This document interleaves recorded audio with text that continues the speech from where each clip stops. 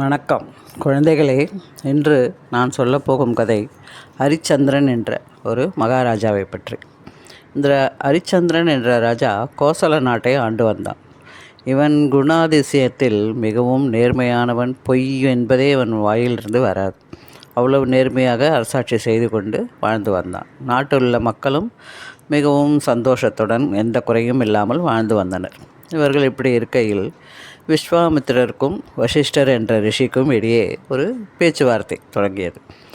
இந்த பூமியில் இருக்கிற ராஜாக்களிலேயே மிகவும் சிறந்தவன், பொய் சொல்லாமல் நேர்மையானவனாக, அடுத்த நாட்டை கைப்பற்ற ஆசை இல்லாமல், இந்த மாதிரி ஒரு நேர்மையான ராஜா அப்படின்னு பூமியில் யாருமே இல்லை அப்படின்னு விஸ்வாமித்திரர் சொல்கிறார். அதுக்கு வசிஷ்டர் சொல்கிறார், அப்படி இல்லை, இருக்கா, பூமியிலையும் ஒரு நல்ல ராஜா இருக்கான், அவன் பேர் ஹரிச்சந்திரன்னு பேர், கோசல நாட்டை ஆண்டு வரான் அப்படின்னு. உடனே விஸ்வாமித்திரர் சொல்கிறார், இருக்கவே முடியாது, பொய் சொல்லாமல் இப்படி நேர்மையாக யாராலையும் இருக்க முடியாது, அதுவும் ஒரு ராஜா சத்தியமாக முடியாது அப்படின்னு பேசுகிறார். ஸோ இந்த பேச்சு ரெண்டு பேருக்கும் சீரியஸாகி அதில் ஒரு போட்டி மாதிரி ஆகிடுறது. உடனே விஸ்வாமித்திரர் சொல்கிறார், அந்த ராஜாவை நான் பரிசித்து பார்க்கணும், நான் வைக்கிற டெஸ்ட்லலாம் அவன் பாஸ் பண்ணால் தான் என்னால் அதை ஒத்துக்க முடியும் அப்படின்னு சொல்கிறார். அதுக்கு வசிஷ்டர், ஓகே, நீ போய் பண்ணிப்பார், நீ என்ன ட்ரை பண்ணாலும் அவனை மாற்ற முடியாது, அது எனக்கு நிச்சயமாக தெரியும், நீயே வந்து ஒத்துப்ப, போய் உன்னால் முடிஞ்சதை பண்ணிக்கோன்னு சொல்லி அனுப்பிச்சுட்றான். ஸோ விஸ்வாமித்திரர் வரார், இந்த ராஜா இருக்கிற ஊருக்கு வந்து கோசல நாட்டுக்கு வரார். வந்து அந்த ராஜாவை பார்க்குறார். அப்போது ராஜா வந்து வேட்டையாடுறதுக்கு காட்டுக்கு போயிருக்கான். போயின்னு இருக்கிறது காட்டில் ஒரு பெண் வந்து ஒரு அழற மாதிரி சத்தம் கேட்குறது, என்னை காப்பாற்றுங்கோ, எனக்கு யாருமே இல்லை, என்னை காப்பாற்றுங்கோ. என்னன்னா அது நம்ம நாட்டில் இந்த மாதிரி எதுவுமே கேட்டதில்லை, இங்கே காட்டுக்குள்ளே ஒரு பெண் குரல் கேட்குறதுன்னு தேடிட்டு போகிறோம். பார்த்தா கொஞ்சம் தூரத்தில் பார்க்குறான், ஒரு பொண்ணு உக்காந்துட்டுருக்கா. அவள் கிட்டக்க போய், என்னம்மா உனக்கு என்ன குறை, ஏன் இப்படி இருக்கேன்னு கேட்கலான்னு போகிறது, அந்த பொண்ணு டக்குன்னு மறைஞ்சு போய்டுறது. மறைஞ்சு போனோன்னே என்னடா அது ஆச்சரியமாக இருக்கேன்னு நம்ம யோசிச்சுட்டு இருக்கிறதுக்குள்ளே விஸ்வாமித்திரர் வந்துட்டு, நான் வந்து இந்த மாதிரி ராஜரிஷி விஸ்வாமித்திரர், நீ வந்து பொய்யே சொல்ல மாட்டியா, ரொம்ப நல்ல ராஜான்னு கேள்விப்பட்டேன், இப்போ இந்த பொண்ணு அழுதுன்னு இருந்தது, அதை நான் தான் உருவாக்கினேன் அப்படின்லாம் பேசுகிறேன். நீ வந்து நான் கேட்குற பொண்ணு பொருள் எல்லாம் எனக்கு கொடுக்கணும், இந்த பொண்ணை வந்து நீ இது மாதிரி பண்ணிட்டேன்னு நான் சொல்ல போகிறேன் உலகத்தில் போயினேன். இவன் சொல்கிறான், நீ அதை என் பேச்சை கேட்கல, நான் சொன்னதெல்லாம் செய்யலைன்னா உன்னை சாபம் விட்டுடுவேன் அப்படிங்கிற. இந்த ராஜா சொல்கிறான், ஐயோ, நீங்கள் என்ன சொன்னாலும் நான் செய்கிறேன், தயவுசெய்து சாபங்கிற வார்த்தை வண்டி வேண்டாம், நீங்கள்லாம் மகா ரிஷிகள், உங்கள் வாக்கு பழிச்சிடும், தயவுசெய்து அதை வண்டி சொல்லாதீங்க, நான் என்ன செய்யணும், எனக்கு உன்னோட நாட்டில் இருக்கிற செல்வம், சொத்து, உன் அரச பதவி, உன்கிட்ட இருக்கிற சகலத்தையும் எனக்கு கொடுத்துட்டு நீ இந்த ஊர்லேயே இருக்கக்கூடாது, எங்கேயாவது போயிடணும் உன் குடும்பத்தோட அப்படின்னு.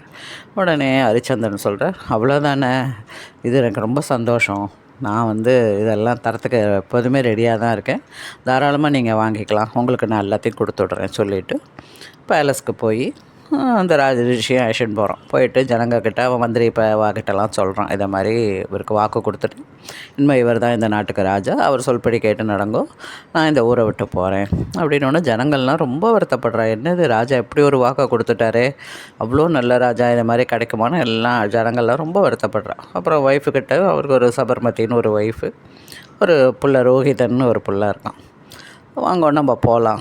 ஒய்ஃப் சொல்கிறா, நீங்கள் சொன்ன அதுக்கு மாதிரி பேச்சே இல்லை, வாங்க நம்மளுக்கு இதெல்லாம் இல்லைனாலும் பரவாயில்ல, நம்ம போய் பழச்சிக்கலான்னு வந்து கிளம்பிடுறா ஊரை விட்டு. எங்கே போகிறதுனே தெரியல, கட்டின துணியோட வெறும் இதோட கையில் ஒன்றும் சாமான் கிடையாது, போகிறா.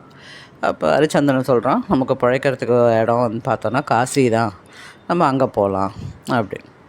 அப்போ இந்த ராஜா விஸ்வாமித்திரர் சொல்கிற, நீ வெறுன்னு போய் நாட்டை விட்டு போய் வாழ்ந்தா வண்டி போகாது, நான் அஸ்வமேத யாகம் பண்ணுறதுக்கு எனக்கு அவ்வளோ பணம் வேணும், அவ்வளோ சொத்து இது யாகத்துக்கு, அதுவும் நீ தான் கொடுக்கணும் அப்படின்னு, அதுவும் 1 மாதத்துக்குள்ளே நீ கொடுக்கணும் அப்படின்னு வேறு ஒரு கண்டிஷன் வேறு போடுறேன். இவன் சொல்கிறான், எப்படியாவது நான் சம்பாதிச்சு உங்களுக்கு கொடுப்பேன், கவலைப்படாதீங்கோ, இன்னும் இந்த நாடு இந்த பைசாலாம் இனிமேல் என்னோதாகிடுது, நீ இதுலேருந்து எடுத்து தரக்கூடாது, நீ சம்பாதிச்சு தரணும்.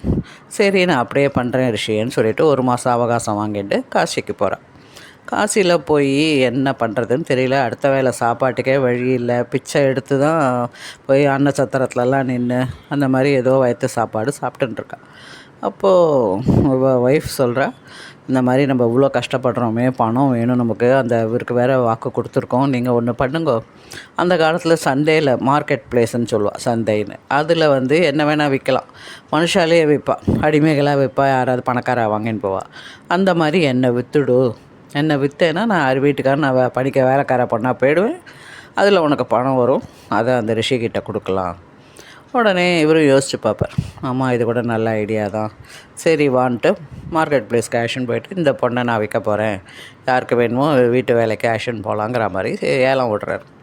அப்போ ஒரு பெரிய பணக்காரன் வரான், வந்து பார்த்துட்டு இந்த பொண்ணு என் வீட்டு வேலைக்கு வேணும், நான் ஆஷுக்கிறேன் அப்படின்னு ஒரு பண மூட்டையை கொடுக்குறான். அதுக்குள்ளே இந்த புள்ள என்ன பண்ணுறது, நான் அம்மா இல்லாமல் இருக்க மாட்டேன், எனக்கு அம்மாவோட தான் நான் போவேன்னு அழறது. உடனே ஹரிச்சந்திரன் கெஞ்சுறான், இந்த குழந்தைய நீ அழைச்சிக்கோ தயவுசெய்து, அந்த அம்மா விட்டு இருக்க மாட்டான், இவனும் உனக்கு வேலையெல்லாம் பண்ணுவான், நாங்கள் நல்லா பழக்கியிருக்கோம். உடனே அந்த பணக்காரன் யோசிக்கிறான், சரி பரவாயில்ல, இவனும் நமக்கு எடுபடி வேலைக்கு தேவைப்படுவான்ட்டு அந்த பையனுக்கும் சேர்த்து ரோகிதனுக்கும் சேர்த்து பணத்தை கொடுத்து 2 பண மூட்டையாக கொடுத்து ஆக்ஷன் போயிட்டான். இவர் வந்து இந்த பண மூட்டையை எடுத்துன்னு போய் விஸ்வாமித்திரர்கிட்டக்க, என்னால் இன்றைக்கி சம்பாதிச்சது இவ்வளோ கொடுத்துட்டேன், இன்னும் மீதியை தருவேண்ணா. அதுக்குள்ளே அவர் சொல்கிறேன், இது போகாது, எனக்கு நீ கொடுத்த இதுக்கு இன்னும் பணம் தேவைப்படும், நிச்சயமாக தருவேன் அப்படின்னு சொல்லிட்டு போயிட்டு இப்படி ஒரு காட்டு மயானத்து வழியாக போயிட்டுருக்கேன். அங்கே ஒரு வெட்டியான் இருக்கான். அவன்கிட்ட போய் எனக்கு எதாவது வேலை கொடு, நான் என்ன வேலை வேணாலும் பண்ணுவேன் அப்படிங்கிறான். அவன் சொல்கிறான், நீ நல்ல வாட்ட சாட்டமாக இருக்க, எனக்கு இந்த வெட்டியான் வேலைக்கு தான் எனக்கு ஒரு ஆள் தேவைப்படுறது, நீ அதை பண்ணேன்னா அதுக்கேற்ற கூலி உனக்கு பணம் தருவேன். சரின்னு அதுக்கும் ஒத்துக்கிறான். நான் வந்து இனிமேல் உங்களோட அடிமைன்ட்டு அதுக்கும் ஒரு பணத்தை வாங்கிட்டு அதையும் கொண்டு போய் கொடுத்துட்டு வெட்டியான் வேலை பார்த்துட்டுருக்கேன். அப்படி இருக்கிறது அங்கே அந்த சேட்டு வீட்டில் ஒரு ஹரிச்சந்திரன் மனைவி வேலை பார்த்துட்டுருக்கா. அப்போது ஏதோ ஒரு பூஜைக்கு பூ பறிக்க சொல்லி இந்த சின்ன பையனை அனுப்புகிறார் அந்த முதலாளி. இந்த குழந்தை போயிட்டு தோட்டத்தில் போய் பூவெல்லாம் பறிச்சுட்டுருக்கிறது. அப்போது ஒரு பாம்பு கடிச்சு இந்த குழந்தை மயக்கம் போட்டு அங்கேயே விழுந்துடுறது. அவன் அம்மா என்ன இவ்வளோ நேரம் ஆகி குழந்தைய காணுமேன்னு தேடிட்டு வரா, மயக்கமாக பார்த்தா செத்தே போயிட்டான்.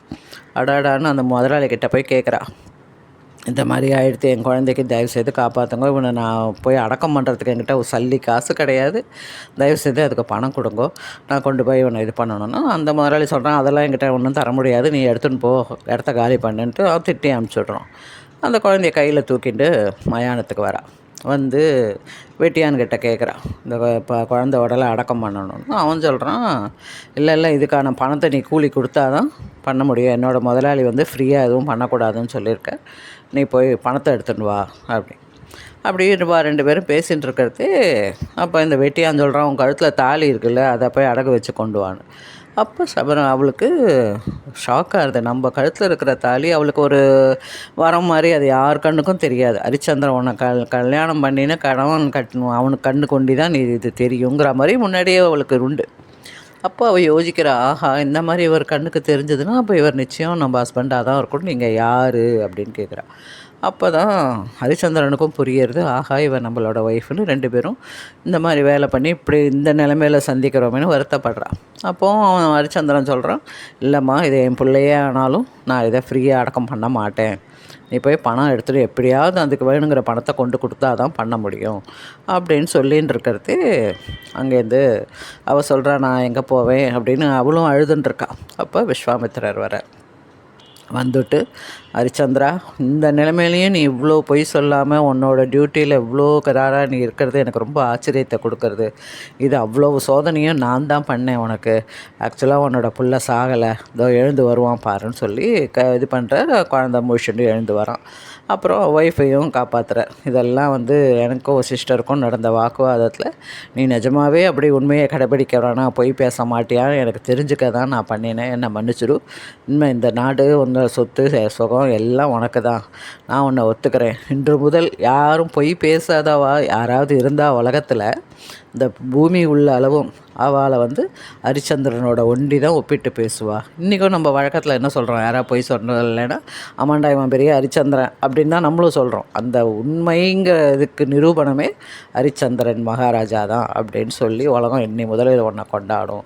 நீ நன்னா இருப்ப, உங்கள் குடும்பத்தோடு நாட்டை நல்லா பரிபாலனம் பண்ணிட்டு நன்னா இரு, நான் போய் வசிஷ்டர்கிட்ட உண்மையிலேயே நீ நல்ல ராஜா தாங்கிறத ஒத்துட்டு அவர்கிட்ட நான் மன்னிப்பு கேட்க போகிறேன்னு சொல்லிவிட்டு பழையபடியே எல்லாத்தையும் எல்லாத்தையும் கொடுத்து அரசவைக்கு ஆஷன் வந்து ஹரிச்சந்திரனை மகாராஜாவாக அறிவித்து பட்டாபிஷேகம்லாம் பண்ணி வச்சுட்டு இவர் போகிறார். ஸோ ஒரு பொய் சொல்லக்கூடாதுங்கிறதுல எவ்வளோ கஷ்டம் வந்தாலும் அதை நான் சமாளிப்பேன், அதுக்கு ஏற்ற மாதிரி தான் நடப்பேன்னு அந்த ஹரிச்சந்திரன் வந்து வாழ்க்கையில் எண்டுக்கே வந்துட்டான். அப்படியும் ஆனால் அதை கடைப்பிடிச்சுட்டு இருந்து அவ்வளோ ஒரு சின்சியர் ராஜாவாக இருந்தது இந்த கதை மூலமாக தெரிகிறது. ஸோ குழந்தைகளே, நம்மளும் கூடுமான வரையில் பொய்யை தவிர்த்து உண்மை பொய் வந்து சொல்லலாம். நம்ம ஒரு பொய் சொன்னால் அடுத்த வாழ்க்கை அது நல்லது, ஒரு சந்தோஷத்தை கொடுக்கும்னா சில இடங்களில் நம்ம சொல்லலாம், தப்பு இல்லை. ஆனால் பொய் சொல்கிறதையே வாழ்க்கையாக வச்சுட்டு சொல்லக்கூடாது. இந்த உண்மையை நீங்களும் தெரிந்து நன்கு வாழுங்கள் குழந்தைகளே. நன்றி, வணக்கம், வாழ்க வளமுடன்.